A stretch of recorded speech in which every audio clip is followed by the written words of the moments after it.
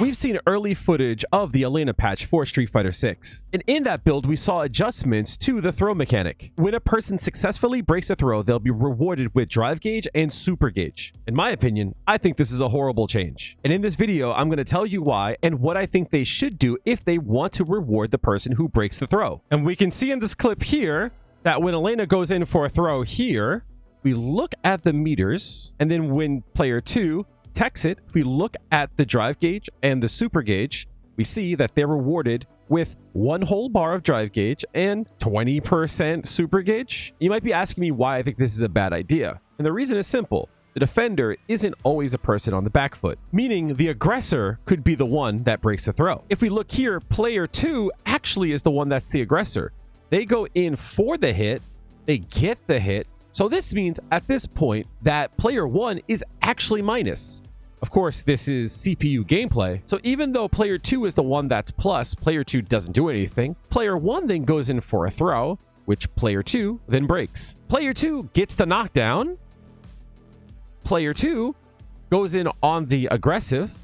They delay a throw, and now they get the gauge back. So let's take a look in game.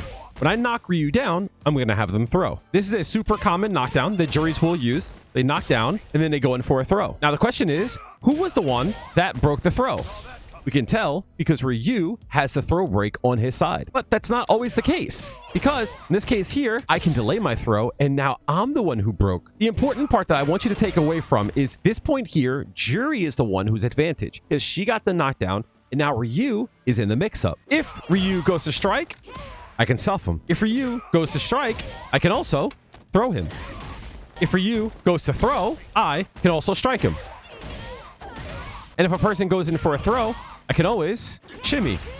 And if he wants to blow past all of those options, he can also use a reversal. And that's where everything falls apart. You see, if I go in and delay with a slight block and then throw, I can still break the throw. And if Ryu goes in for a throw first possible frame, then that also means that me delaying my throw means I get to break the throw. Let's say I knock a person down and then go in for a delay throw, kind of like player 1. If player 1 knocked down player 2 and then did a delay throw, player 1 would be the one that would be rewarded with the gauge. To put it simply, the person on offense would be the one rewarded, not the defender. The purpose of this change is to take away some of the strength of throws, because throws are really strong in Street Fighter 6. One of the best ways to start your offense and to mix your opponent up is to establish a throw or a strike mix-up. I'm a firm believer if you want to take power away from something, you should directly change it. Let's say hypothetically there was a character that was dominating the game. Some games will nerf the systems that dominant character will use, or they'll buff the counter to the overpowered character to keep it in check. Let's say, for an example, by design, Cammy is supposed to lose to Zangief,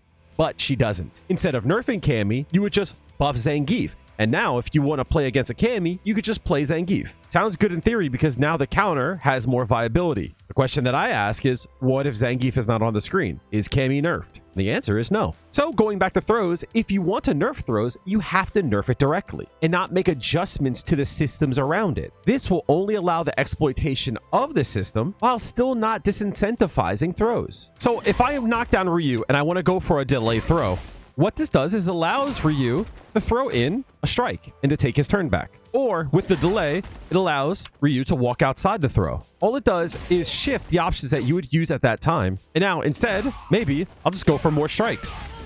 Or go for more meaty lows in case they do try to walk backwards. And whereas, yes, if I go for the meaty throw, that means Ryu would be getting the throw escape, which means he would get more gauge. Question that I have is, what about times where we're both 0 on block and we both throw? After a drive for a standing medium kick, we're both 0, which means we could both attack at the same time. And if I have Ryu set the throw same time as I do, what happens? Well, if we look here, we're both 0.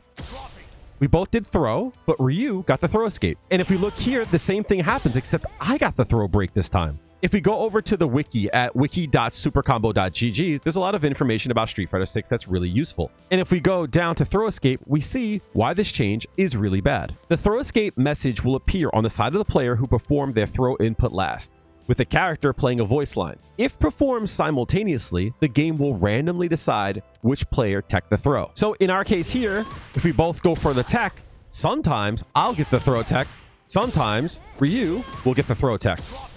This line here is the example of why this change is really awful. Not only do I think it's awful, I think it actually empowers throws. I do not think this should make it into the final build for this patch. With drive gauge being so important, there shouldn't be a time where random luck is the reason why you are rewarded with drive gauge or not. Because if we keep reading, this is exactly what I talked about. This allows the players to determine the opponent's tech timing when it would be otherwise impossible to see. i.e., I can see if the opponent is doing an immediate throw. If I delay my tech timing, I can see if I'm the one that broke the throw, which means he threw quicker than I did. Or if I do an instant throw, I can see if they broke the throw, which means they were the ones that did the throw second. So if I delay my throw and they still tech after me, then that means I could do a delay option to beat his delay throw. This does not put power in the hands of the defender because this will just open them up to more shimmies, which is what happens already. The only thing that changes is that sometimes I'll get meter, sometimes I won't. This does not help the defender. This does not make throws weaker.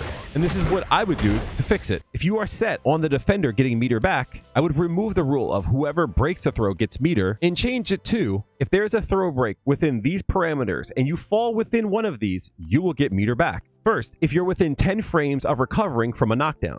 2, if you're within 10 frames of recovering from block stun. 3, if you're within 10 frames of recovering from hit stun.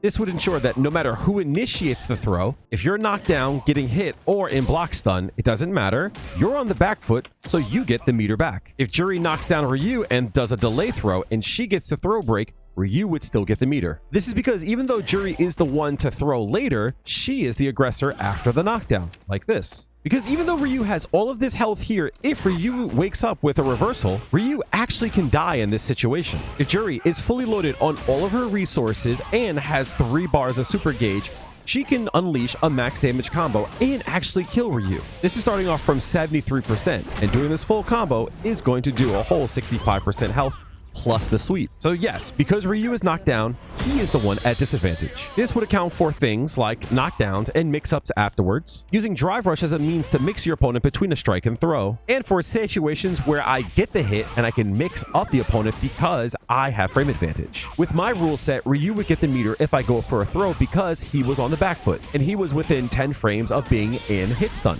But from what we've seen in the demo, if Jury delays her throw, she would get the meter, even though she was on frame advantage. Now, it doesn't have to be a set in stone 10 frames. I just threw this out because I'm not the developer, and I just feel like 10 frames is enough window to delay a throw and still be able to break it. I believe the actual number is 9 frames, but let's just round it up to a nice 10. And with my changes, there might be ramifications to that as well. But what I know for sure is the changes that they showed us is just a bad idea all around. If you want to nerf throws, you have to nerf throws. You have to make changes to how advantageous you are after a successful throw. Take away the throw loops. Put yourself further out after a throw break. Don't give Oki after a punish counter throw. There's a lot of things that you can do to the mechanic itself rather than trying to buff the mechanics around it. Capcom, if you want to nerf throws, nerf throws. And if you like content like this, make sure to like and subscribe. Thank you for watching, and I hope to see you in the next video. Have a good one.